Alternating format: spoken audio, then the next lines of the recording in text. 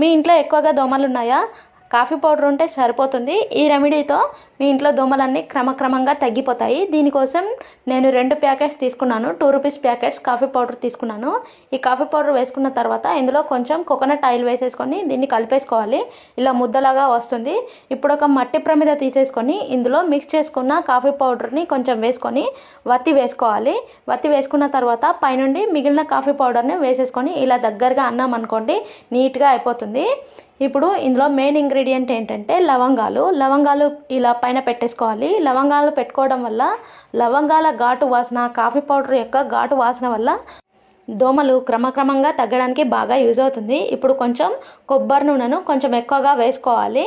వత్తిని కూడా నూనెతో తడిపేసుకొని దీపాన్ని వెలిగించి ప్రతిరోజు ఇలా చేశారనుకోండి, కాఫీ పౌడర్ వాసన, లవంగాల ఘాటు వాసనకి దోమలు క్రమక్రమంగా తగ్గుతాయి.